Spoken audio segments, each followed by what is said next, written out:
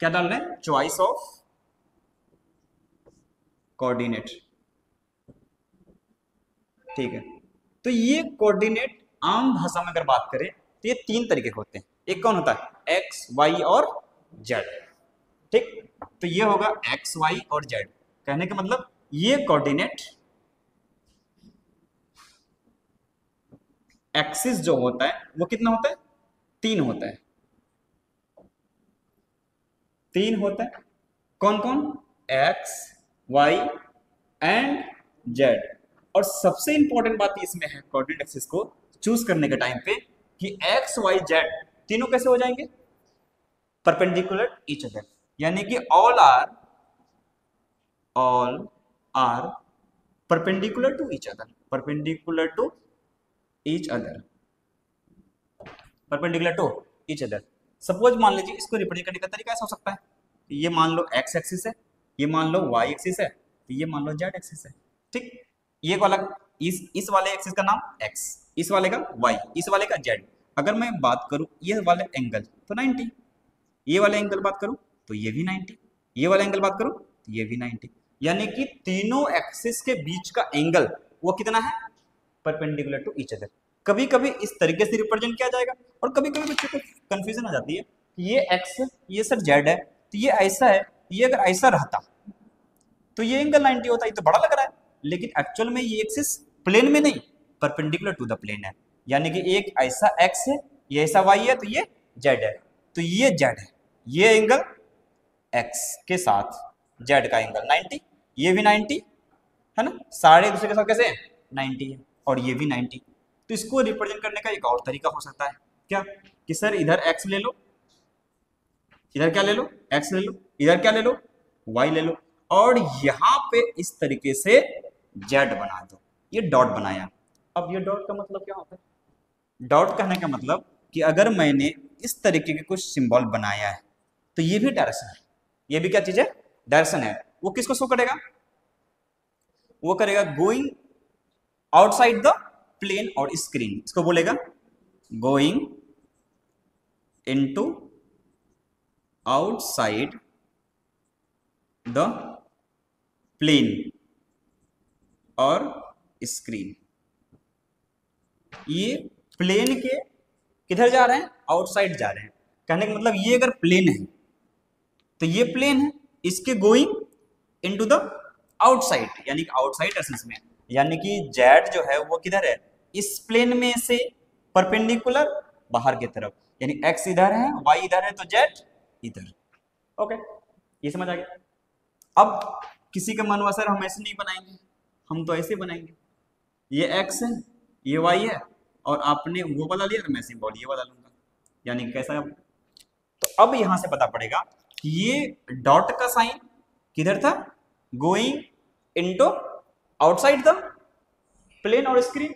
तो ये क्रॉस का मतलब जो होता है गोइंग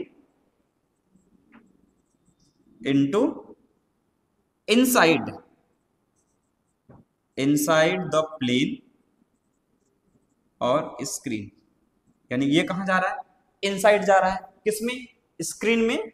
यानी कि अगर मैं इसमें बात करूं कि x ऐसा y ऐसा, अगर मैं इसको डिफाइन करूंगा, देखो इधर में कौन गया x, इधर में कौन गया y, तो z किधर, इधर है नहीं, किधर, इनसाइड द प्लेन, यानी कि z इधर है। तो मैं बोल सकता हूं ये x ये y तो ये z, देखो ये इनसाइड द प्लेन गया, ये x है ये y है, और z अंदर की तरफ गया। ओके, इसमें क्या होगा कि मेरे को 90 डिग्री प्रॉपर वे में दिखाई देने लग जाएंगे, तीनों एंगल 90 डिग्री दिखाई देने लग जाते। ओके, ये तो हमारा क्या था, डायरेक्शन। डायरेक्शन में एक चर्चा और होती है जिसको हम बोलते हैं नॉर्थ साउथ ईस्ट वेस्ट।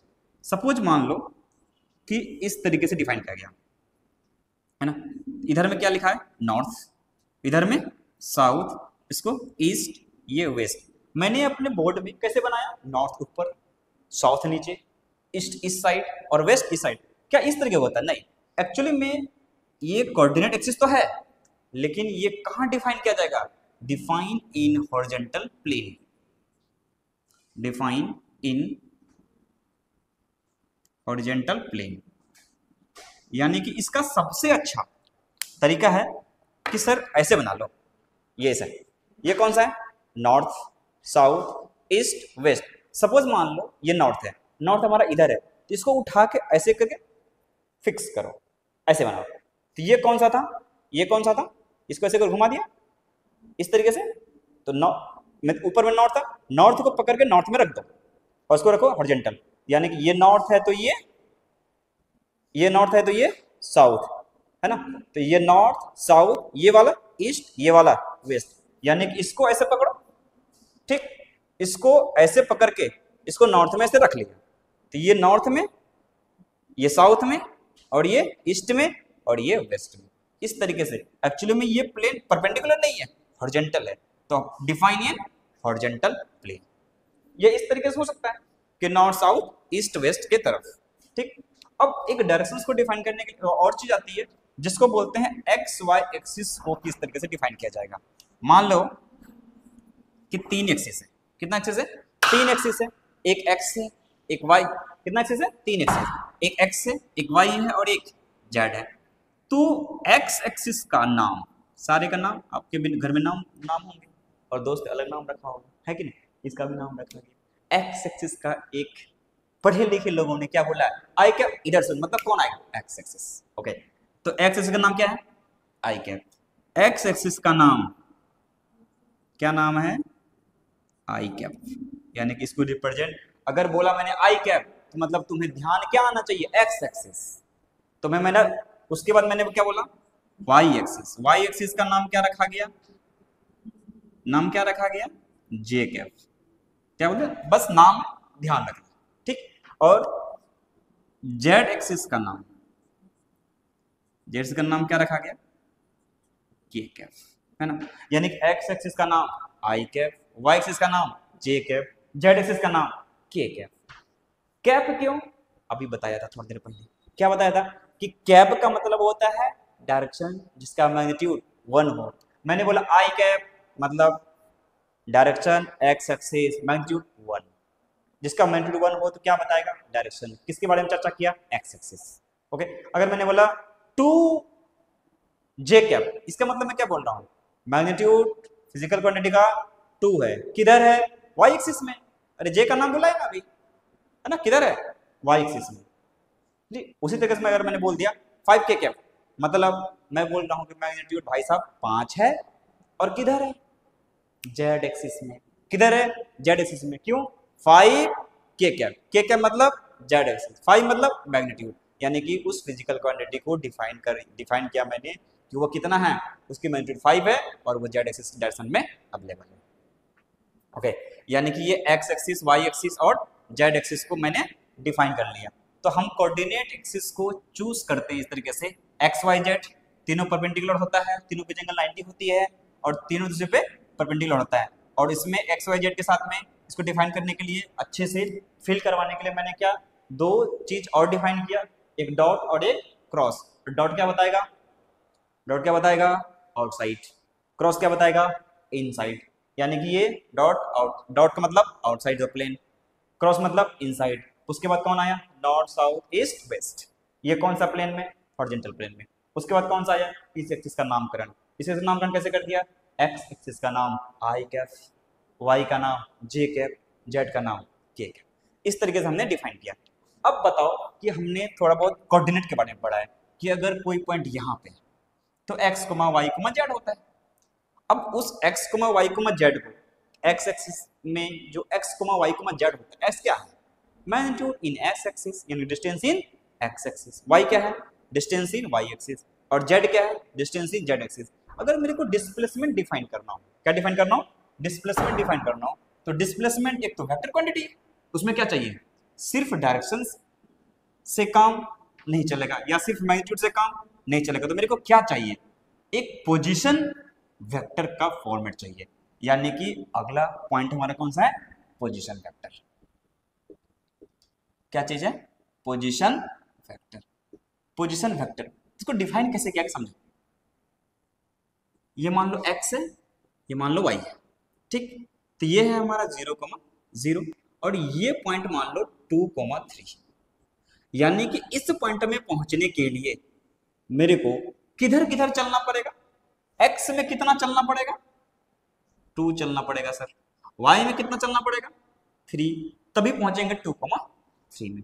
ठीक है, इधर से नहीं जाएंगे, along the axis he move करेंगे। ठीक है, अगर मेरे को डिफाइन किया जाए कि एक्स एक्सिस का नाम क्या है आई कैफ, वाई का नाम क्या है जे कैफ, एक्सिस में कितना चलना पड़ा 2, वाई एक्सिस में कितना चलना पड़ा वहां पहुंचने के लिए 3, यानी कि यहां से मैं चलूं और x में चलूं y में चलूं फिर पॉइंट में पहुंच जाऊं, तो इसको अगर मैंने बोल दिया पोजीशन वेक्टर p, यानी कि यहां से यहां तक का वेक्टर। तो पोजीशन वेक्टर p वेक्टर को डिफाइन करने के लिए मेरा यह है कि x में कितना चला 2, तो लिखूंगा 2 किधर चला है x, तो x मतलब i कैप। ठीक, ओके। फिर किस में चला j में, यानी कि y में चला। यहां से देखो ऊपर गया मतलब y के पैरेलल गया, तो y के पैरेलल जाओ या फिर y में जाओ बराबर है। तो y में कितना गया 3, तो y में गया सर 3 और गया किधर y में, y का नाम क्या है j कैप। तो ये हो गया हमारा position vector of point, this point का पोजीशन वेक्टर। ठीक है, p1। सपोज मान लो अगर मैंने एग्जांपल ले लो यहाँ पे कि सर एक और डिफाइन करो, ये x है और ये y है और ये पॉइंट है 4,9 मान लेते हैं। ठीक, तो और ये देख लो x में कितना चला होगा 4, तभी तो 4 है, और y में कितना चला होगा 9, तो यहां से यहां तक दूरी कितना हो गया 4 यूनिट और यहां से दूरी 9 यूनिट। यूनिट इसलिए क्योंकि डिफाइन नहीं किया गया सेंटीमीटर है मीटर है क्या नहीं है ना, ये 4 यूनिट। ठीक, यानी कि इस पोजीशन वेक्टर को अगर मैं बोला करूं तो P2 ये क्या है पोजीशन वेक्टर, तो ये कितना हो जाएगा ये 0,0 है, तो इसको क्या क्या बोल सकते हैं 4 कौन सा कोऑर्डिनेट है x, तो x i cap plus 9 j cap. यानी कि पोजीशन वेक्टर को रिप्रेजेंट करने के लिए हमें कुछ नहीं सोचना है, कोऑर्डिनेट लिखना है उसका नाम लिख देना है। सपोज मान लो एग्जांपल तीसरा एग्जांपल देता हूं मैं कि यहाँ पोजीशन वेक्टर को डिफाइन करना है। ठीक, मान लो ये z एक्सिस बाहर की तरफ। ठीक, अगर ये पोजीशन वेक्टर ये पॉइंट है, ये क्या है पॉइंट है, ये x, y, z मान लेते हैं है ना। तो ये पोजीशन वेक्टर यानी r वेक्टर बोलो p वेक्टर बोलो बात बराबर है, किसी भी नामकरण से डिफाइन किया जाएगा। तो अगर मैंने बोला r वेक्टर, तो r वेक्टर को डिफाइन करने के लिए इसका कोऑर्डिनेट कितना है x, y, z, यानी कि x i cap plus y j cap plus z k cap. तो ये हमारा क्या आ गया पोजीशन वेक्टर, ये हमारा क्या आ गया पोजीशन वेक्टर। पोजीशन वेक्टर को एक और तरीके से हम लिख सकते हैं, देखो तो पोजीशन वेक्टर को एक और तरीके से हम लिख सकते हैं। आर और पी में डिफरेंस मत समझना, ये पी वेक्टर का रिप्रेजेंटेशन है, तो यहाँ पे आर क्या है रिप्रेजेंटेशन है। तो एक्स यहाँ का कोऑर्डिनेट है और यहाँ कोऑर्डिनेट कितना है 0,0,0। ओके, तो आर वेक्टर को इस कोऑर्डिनेट में से इस कोऑर्डिनेट को घटा दो, तो ये जो पॉइंट होता है ना, ये एक्चुअल में वेक्टर को डिफाइन करने के टाइम पे ये क्या है एरो, ये बताएगा हेड, क्या बताएगा हेड, और ये पॉइंट जहां से चालू हुआ उसको बोलते हैं टेल। क्या बोलते हैं, जहां से चालू हुआ वेक्टर उसको बोलेंगे टेल, और जहां पे जाके एंड हुआ है उसको क्या बोलेंगे हेड। यानी हेड के कोऑर्डिनेट में इनिशियल टेल के कोऑर्डिनेट को माइनस करके उसका नाम लगा दो आई कैप जे कैप के कैप, तो हमारा क्या बन जाएगा पोजीशन वेक्टर। अगर ये हमारा पोजीशन वेक्टर तब बनेगा जब हमारा ओरिजिन से स्टार्ट हुआ हो। ठीक है, तो आर को क्या बोल सकते हैं x माइनस 0 आई कैप प्लस वाई माइनस 0 जे कैप प्लस z माइनस 0 के कैप। यानी कि इस तरीके से हम क्या कर ले पोजीशन वेक्टर को डिफाइन कर ले। ओके, चलो पोजीशन वेक्टर को हमने डिफाइन कर लिया। एक पोजीशन वेक्टर से ही निकल के आती है जिसको हम बोलते हैं डिस्प्लेसमेंट वेक्टर। क्या बोलते हैं डिस्प्लेसमेंट वेक्टर। डिस्प्लेसमेंट वेक्टर कहने का मतलब कि अगर मैं पोजीशन वेक्टर को, इधर एग्जांपल देखो कि मैंने बोला कि डिस्प्लेसमेंट वेक्टर मतलब एक जगह से चालू हुआ दूसरी जगह जाके एंड हो गया।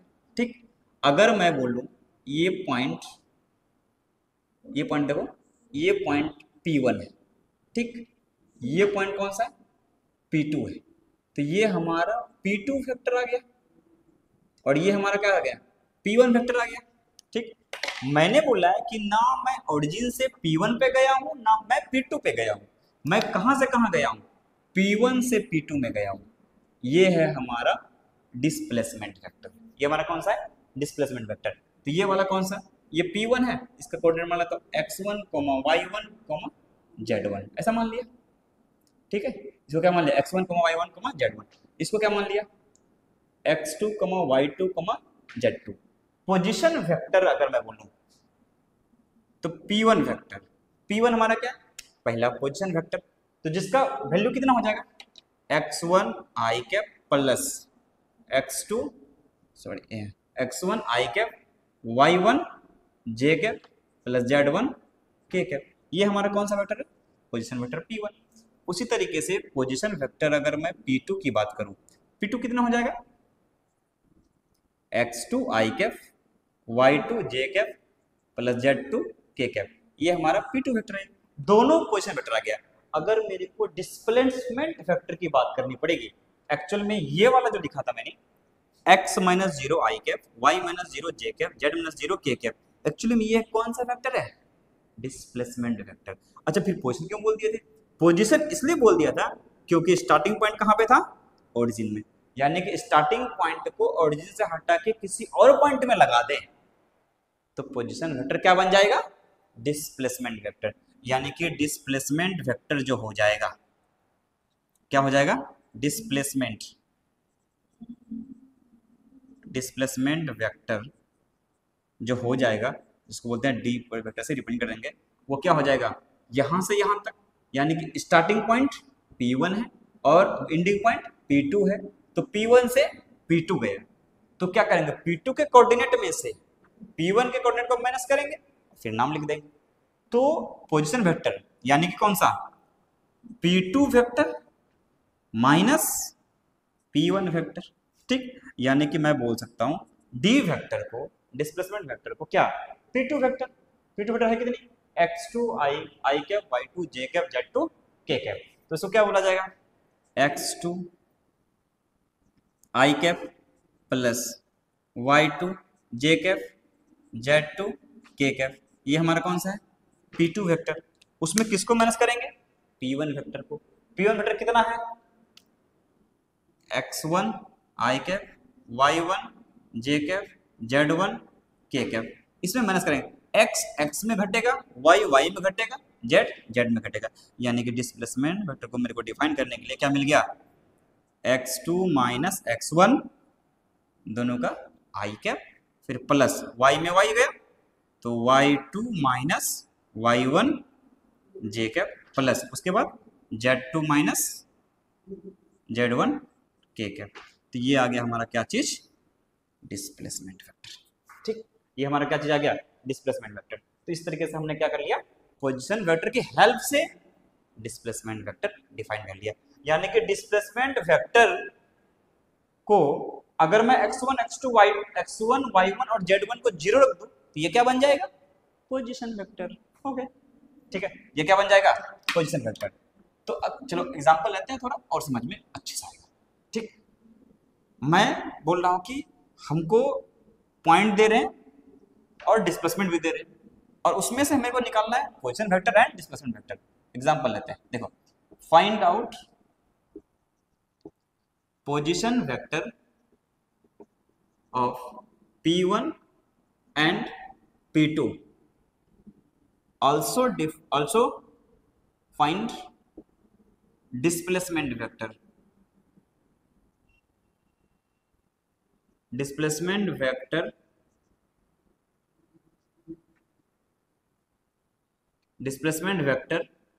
फ्रॉम, कहां से कहां लेके जाऊं, P1 से P2, जहां से लेके जाएंगे वो टेल बनेगा, जहां लेके जाएंगे वो हेड बनेगा, है ना। जहां से लेके जाएंगे वो टेल, जहां तक जाएगा वहां हेड। तो फ्रॉम P1 टू P2 मान लेता हूं ऐसा, और वैल्यू दे देता हूं। इधर देख, मैंने बोला कि अगर ये वेक्टर यहां से चालू हुआ यहां तक एंड होगा, ऐसे गया इधर। ठीक, अगर ये मान लो 2, 3, 4 है, ये P1 पॉइंट है, और ये P2 पॉइंट है 4, 6, 8 है, मान लेते हैं। तो बताओ इसमें x में कितना चला है, तो पहले बताओ P1 वेक्टर, है ना। आप अपने से आराम से वीडियो पॉज करके ट्राई कर लेना, बहुत आसान क्वेश्चन है, बन जाएगी तो अपने आप को शाबाशी दे देना थोड़ा सा। ठीक, तो इसमें क्या है P1 वेक्टर, P1 वेक्टर जो हो जाएगा, यानी कि पोजीशन वेक्टर बोल रहा हूँ मैं, कौन सा बोल रहा हूँ, डिस्प्लेसमेंट वेक्टर तो ये वाला है यहाँ से यहाँ तक, लेकिन पोजीशन वेक्टर कौन सा है, P1 तो ये वाला वेक्टर है और P2 ये वाला वेक्टर है ना। तो P1 वेक्टर की वैल्यू कितनी आ जाएगी, एक्स वाई जेड, इसे कोऑर्डिनेट लिखो, ये कितना आ जाएगा 2i Kaif 3j Kaif 4k Kaif. उसी तरीके से अगर मैं बोलूँ P2 वेक्टर की वैल्यू, तो P2 कितनी है 4i कैफ 6j कैफ और 8k कैफ। ये हमारा क्या निकल गया, position vector of P1 and position vector of P2। ठीक, अब बताओ मेरे को अगर डिस्प्लेसमेंट वेक्टर निकालनी हो तो क्या करूंगा, P2 vector minus P1 vector. तो P2 वेक्टर कितनी है इसमें, यानी कि P2 में से P1 को घटाना है, x में x को घटाओ, y में y को घटाओ, z में z को घटाओ। तो मैं डायरेक्ट लिख रहा हूं इसको, डायरेक्ट क्या लिख सकते हैं बताओ, तो 4i cap minus 2 i cap, value कितना है 4 माइनस 2, ये 4 minus 2 i cap plus 6 minus 3 j cap, और यहाँ कितना 8 माइनस 4, ये क्या आया k कैप। यानी कि मैंने डिस्प्लेसमेंट वेक्टर को यहाँ निकाल लिया, कितना 4 माइनस 2 यानी कि 2i कैप प्लस 6 माइनस 3 तो 3j कैप प्लस 8 माइनस 4 यानी कि 4k कैप। इस तरीके से हमने पोजीशन वेक्टर और position vector of P1, position vector of P2, उसके साथ साथ में मैंने क्या निकाल दिया, डिस्प्लेसमेंट वेक्टर भी निकाल दिया। राइट, इस तरीके से हम पोजीशन और डिस्प्लेसमेंट को निकाल सकते हैं। ठीक है, आई होप आप आज का लेक्चर आपको अच्छे से समझ में आई होगी। आप टेंशन मत लेना, धीरे धीरे धीरे धीरे आपको कभी कभी लग सकता है शुरुआत में कि काफी आसान पढ़ाया जा रहा है, लेकिन अगर आप प्रॉपर ध्यान नहीं देंगे, अच्छे से पूरी नहीं पढ़ेंगे, लेक्चर में ही 3-4 लेक्चर के बाद आपको ये लगने लग जाएगा कि पता नहीं क्या पढ़ा रहा है, कुछ नहीं पता पड़ रहा है।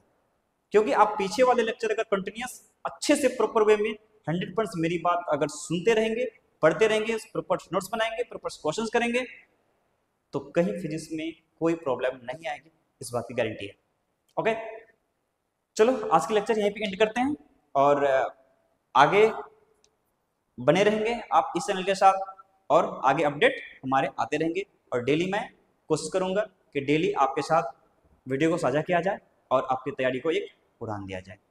चलो आज के लिए इतना ही।